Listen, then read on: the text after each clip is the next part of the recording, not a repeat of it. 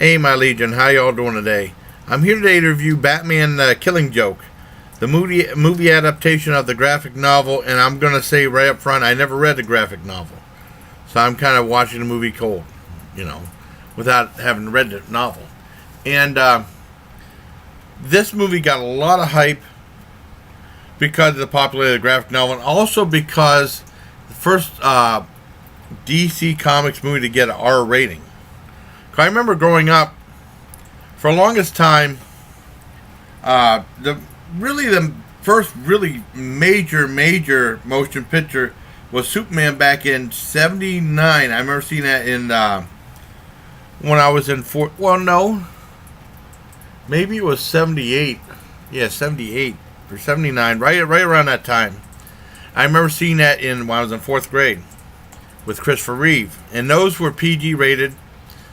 And because Marvel had trouble finding its footing, and it wasn't until eventually CGI helped Marvel out, because they did some other movies that didn't do very well with Men in Black, and that helped them out. Even though Marvel had an R-rated movie first, and that was a lousy Dolph Lundgren Punisher movie back in '89 or '88 or whenever it came out. I remember they did big budget Howard the Duck. It didn't do very well. I liked Howard the Duck. I don't care what anyone says. I liked Howard the Duck. I didn't mind it. Well, anyways, this was the very first R-rated film from DC Comics, and I don't see how the hell it got R rating. There was no use of the F word. I mean, they said freaking, and they said I'm mad as F or something like that. They didn't say the F word. There was other swearing in it, but it was definitely PG-13. I mean, I remember reading, because they describe why a movie's rated the way it is, and it said, for disturbing and shocking imagery, which I didn't think was that bad. Nothing I've seen stuff in PG-13 rated movies that were worse than that. And that's why it was R-rated. I mean, it should have been PG-13, first of all. It's definitely not for kids, but the way parents are nowadays, their kids are going to see it anyways. Well, at least for kids under a certain age. Yeah, so I thought the R rating wasn't warranted. Alright, so let's go ahead and go into the movie. I know this movie divided a lot of people because they said the first 30 minutes had nothing to do with the Killing Joke. It was like filler that tried to stretch it into like a 75, 76 minute movie. And the first 30 minutes would pretty much have Batgirl in it, and there was like the son of a crime boss, and he ended up having a thing for Batgirl. But that's not anything new. And then Batman and Batgirl actually fool around. They don't really show anything, though. And a lot of times, in the Batman film, even with Adam West, I know Batman had a thing for Catwoman, the Lee Merriweather Catwoman. Now, Eartha Kitt, she was more cat-like Catwoman, and he didn't have a thing with her. And then they had a thing between Catwoman and Michael Keaton, Batman in the second Batman movie.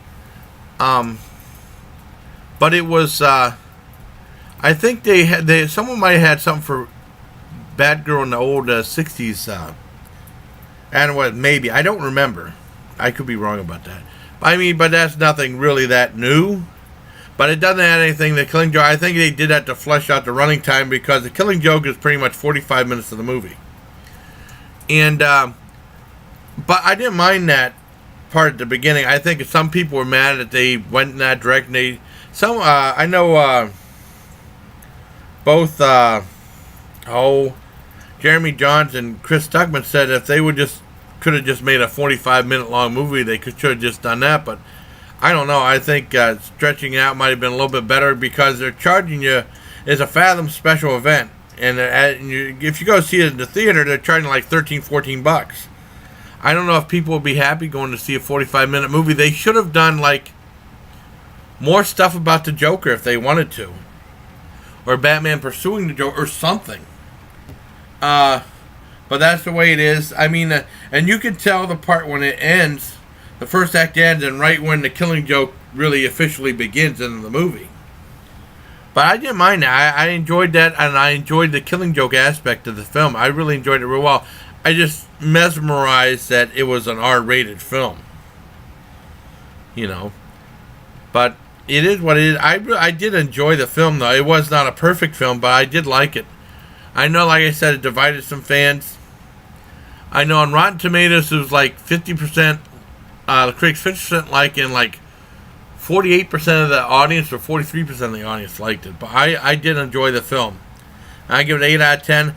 I mean, the images that they said were worthy of an R rating were kind of messed up, but they weren't. I don't think they were that bad.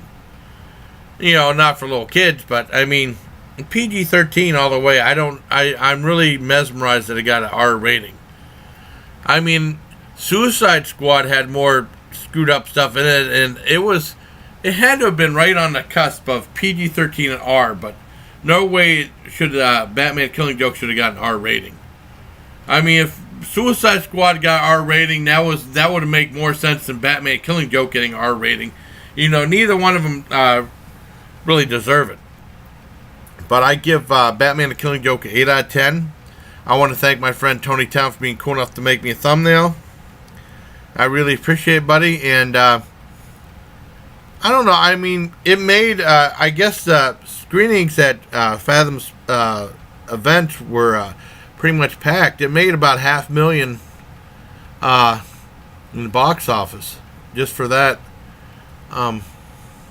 Yeah, but I think the Fathom events and stuff like that, they charge you way up the ass, because I know I think Mr. Happy was saying it was like $14-15 to see a 75-minute movie.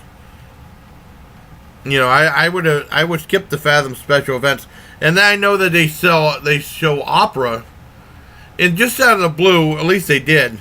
I caught up the one of the ladies at Tinseltown a long time ago, and I said, "You show an opera there?" And she said, "Yeah." She said, "How much is the ticket?" She said, "Like $35." Like, Jesus Christ. It gets expensive. So, I mean, I did enjoy the film.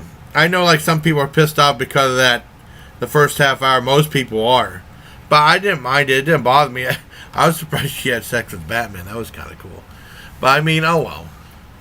It was only a cartoon, but they didn't show anything, though.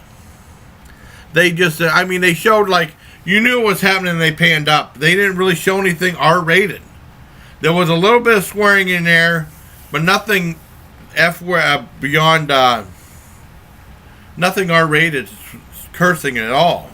But like I said, it was definitely a PG-13 rated movie. I don't know how it got an R rating. I really don't. I mean, the MPAA's been letting a lot of stuff go in PG-13 rated movies. I'm surprised they let it go in this one. I mean, they let it go to an R rating in this one. So, there you have it. 8 out of 10 for Batman the Killing Joke. Hope you all like this movie in this movie review. And until next time, bye, please. Take care. Bye, Legion.